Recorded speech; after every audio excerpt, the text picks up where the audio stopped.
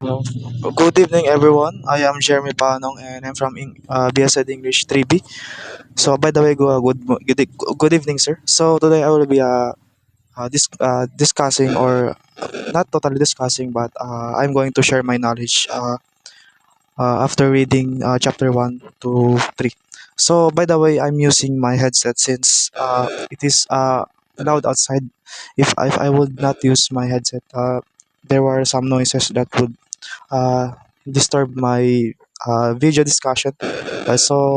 But by the way, I'm not gonna use my, I don't know what you call this one. I'm not gonna use it. I'm just gonna use it for the sake of mic or to be heard, right? So yeah. By the way, I'm gonna put my bandana.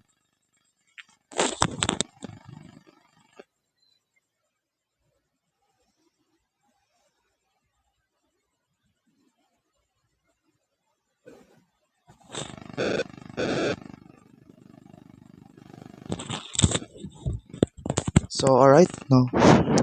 So now I'm gonna start with the chapter one. Wait, okay. I'm going to start with the chapter one. So chapter one, it talks about the discourse analysis. So discourse analysis, it is where the language is being used in a real life situation. It is beyond text or grammatical structure, and it is text is being the text is depending on the culture, right, on the situation, right, since it is beyond text or context, right. So now I'm going. So now the discourse structure text. So discourse structure is text. It is how communication or text is being organized depending on a situation, right? So the third one, we have the structural ways of structural ways of speaking and writing. So so so it is where it focuses on how how people speak depending on who they are talking to, where they are, the purpose of communication, and it is presented by uh, Delheims, where he presented the ethnography of communication. So your communication being dependent on uh, uh, where they are, where you at, or depending on where you're talking to. So yeah, the fourth one, we have the communicative competence. So communicative competence, it depends on the no, it is the ability to understand and use language in appropriate way and depending in a situation, right? So also we have the discursive competence. So discursive competence, it is the ability to understand and comprehend the language in an effective way, right? So now we have the next segment of the chapter one. We have the different views of the discourse analysis. So according to Norman Fakler, if I'm not mistaken, he said that discourse analysis should focus on both how the language itself and how and the social meaning. We should study both of it. So now we are now now we have the discourse as social construct of reality. So since when people talk, it will somewhat change the opinions of others. So that's why it is called this, as a social construct of reality. Since discourse or people talk, since discourse is not just describing the reality, but it is also creating reality, right? So when we talk, we create reality. We change people's opinions, ideas, and ideologies, right? So the we have the next one, which is the discourse intertextuality. So intertextuality, it is the reference from the other text. You convey uh, your meaning or your message based from the other text. You connect it. right? So the other ones, the next one, we have the for discourse as a performance. So sometimes we convey our message not just to actions, or not rather not just to language, but we do it through gestures, behaviors, or how we how we uh how we make our appearance, right? We It is all, it conveys the message, right? So now I think we still have one. So the discourse, what the difference discourse the differences of spoken and written in discourse. So I'm just gonna summarize or put it on a nutshell.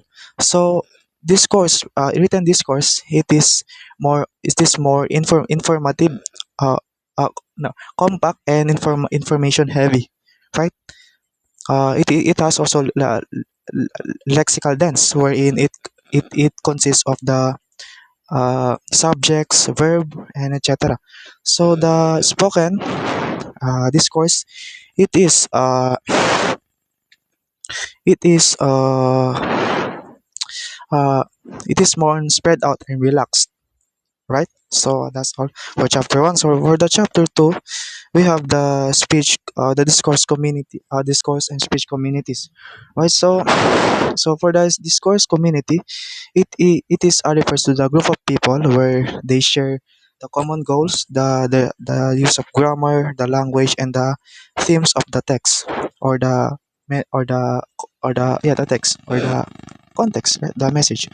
So the speech community is also, on the other hand, speech community, it is you are born into, like for example, if you are born in Zamboanga City, and you are born from, and you came from the Tausug household, then obviously you would uh, use the language, the Tausug language, since you are born into it, right?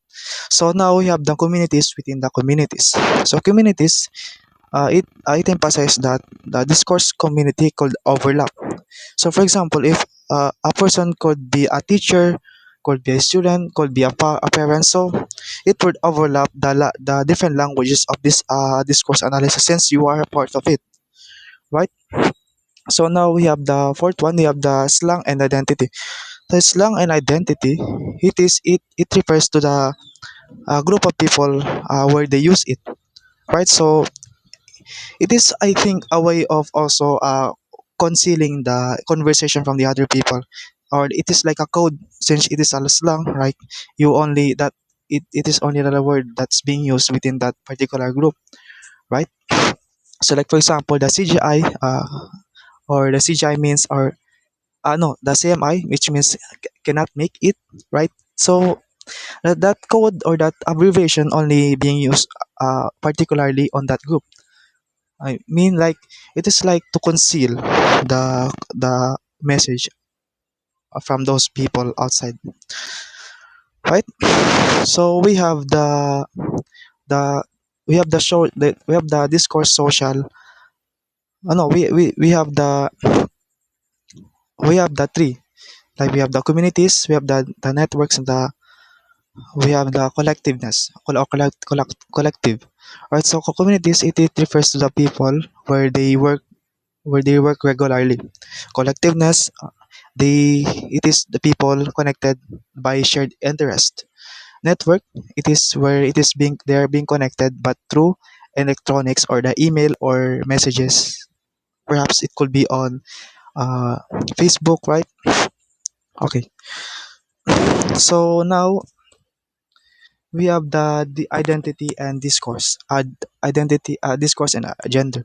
So gender, it is not just based on biologically, or biology. It is based on a social construct, right?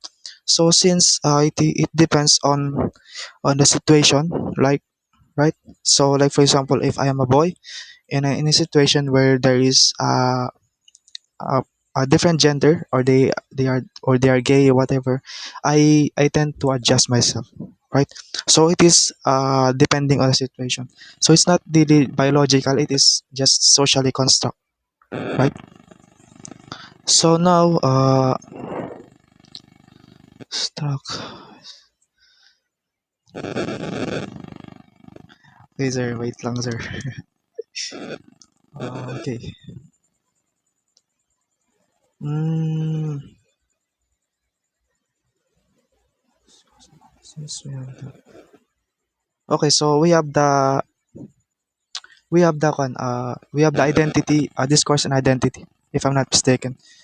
Jer- Discourse and identity, perhaps. So in these concepts, it talks about how people tend to present themselves differently from their real life. Like for example, a person could present himself as a girl. Uh, for example, on online gaming, they would create uh, a girl character just to present themselves a character, but they are not really that one, right? So that's identity. It is more on desire, right? Not really on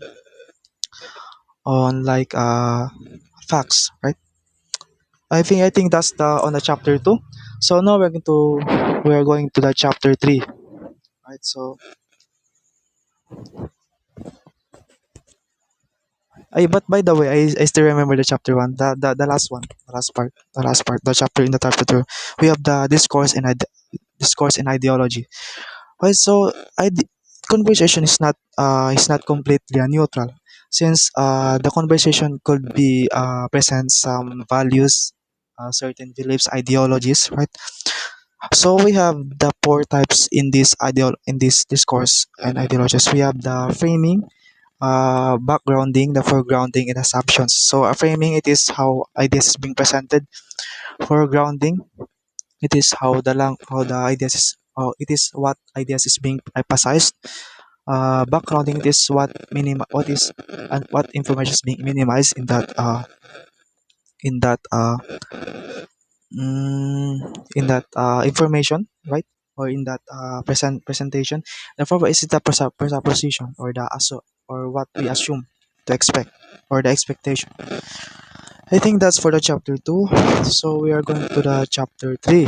Right? So we have the pragmatics. So pragmatics, as we all know, it is the study of meaning in a context. Right? So for example, I would say he's cold, but we don't what but it could emphasize differently. Perhaps that it's about the temperature, or about the attitude, right? So the second one, or the second part of the chapter 3 is the discourse, context, and language. So here it talks about the context. Even we use, as I'm gonna use the previous example, like he's cold. So it depends on the context how you use the word. Like for example, he's cold. So uh it could depend on the situation you're in. For example, if he's cold and you are in the winter, if you're in a winter location, then it would literally mean that it is cold. But if you are speaking that is cold, but you are in a hot season country, like or you're in the Philippines, like it is hot here, so it would mean that he has a cold, uh, uh, a cold behavior. I don't know what you call this, or traits, you know. Right. So the third one, we have the speech acts. So speech acts, it is presented by the J.L. Austin, and speech acts happens within these three. Right. So we have the illocutionary. So illocutionary, it is the literal meaning of the text. So if I say, it is cold here, so the literal meaning there is that it is cold. It is cold. It is talks about the temperature. While in illocutionary, it is the intent. So if I say it is cold here, there is an intent where someone is listening, and I say it is cold, and my intention is I want him to close the door or the window since it is cold, right?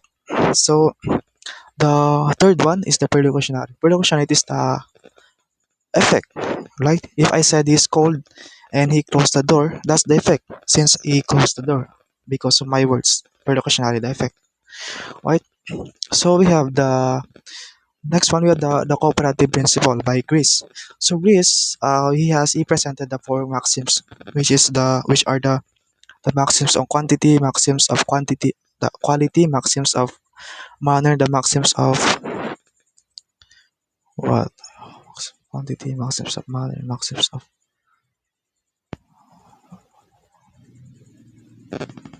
I forgot the other one here, but yeah, the maximum quantity talks about the amount of information, where the quality, the the maximum quality talks about the information itself, or the maxims of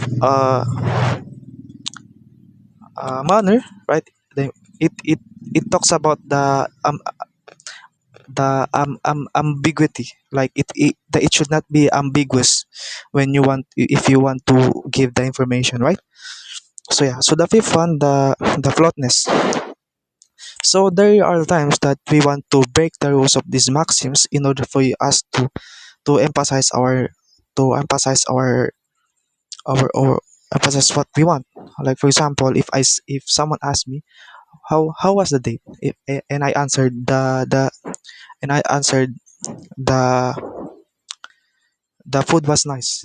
So it emphasized that the date was not good, since I break the maxims. But at least I, or not at least, but the real meaning behind that is that I emphasize that the date is not wasn't good, right?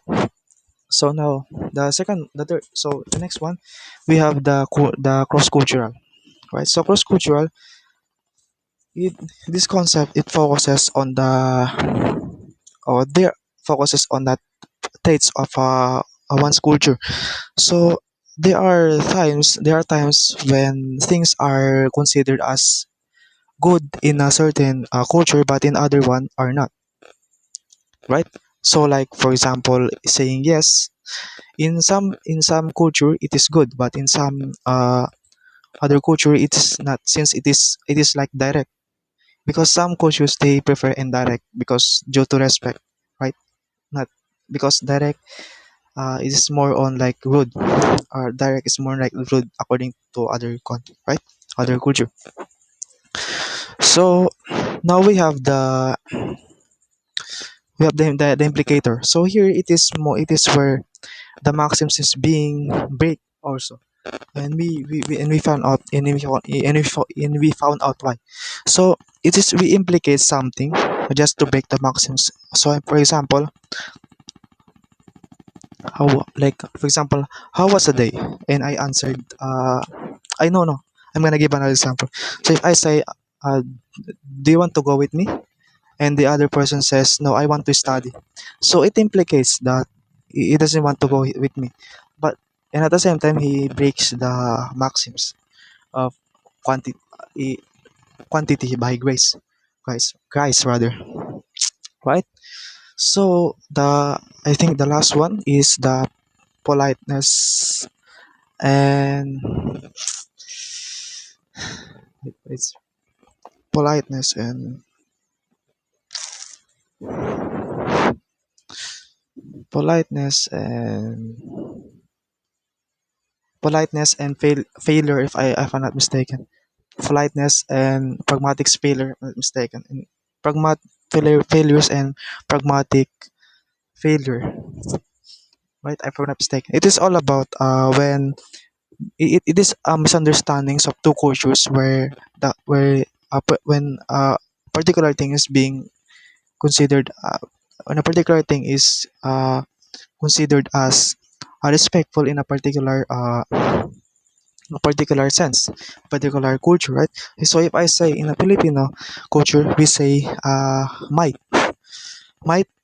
would could be taken by the other country, like the Western people, as yes. So it would cause into chaos, since it is being confused by by the other culture or the other country. So hence it is more misunderstanding us, and also as a failure, right? So I think that's all for today, and thank you, and thank you very much.